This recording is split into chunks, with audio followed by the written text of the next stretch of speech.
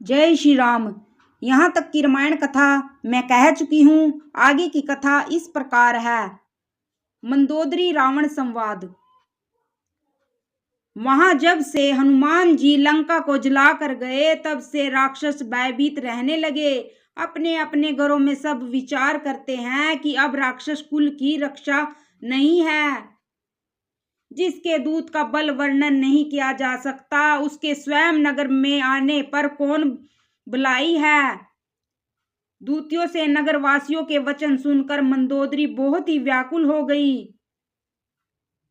वह एकांत में हाथ जोड़कर पति के चरणों लगी और नीति रस में पगी हुई वाणी बोली, हे प्रियतम, श्री हरि से विरोध छोड़ दीजिए। मेरे कहने को अत्यंत ही हितकर जानकर हृदय में धारण कीजिए।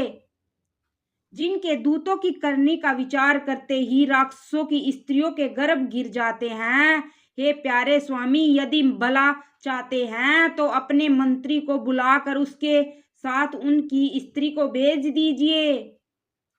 सीता आपके कुल रूपी कमलों के वन को दुख देने वाली जाड़े की रात्रि के समान आई है। हे नाथ सुनिए, सीता को दिए बिना शंभु और ब्रह्मा के किए भी आपका भला नहीं हो सकता। श्री राम जी के बाण सर्पों के समूह के समान हैं और राक्षसों के समूह मेंढक के समान हैं।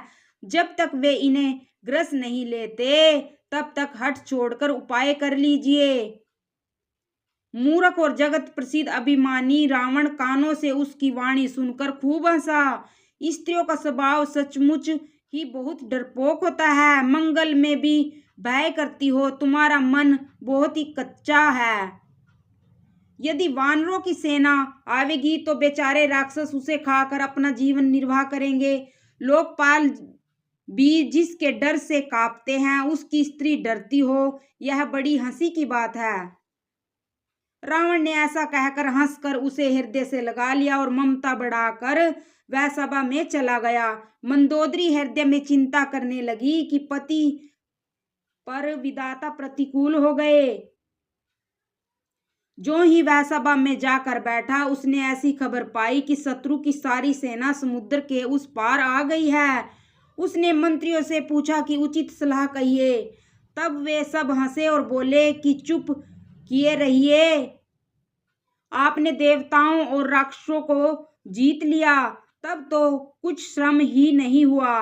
फिर मनुष्य और वानर किस गिनती में है। जय श्री राम।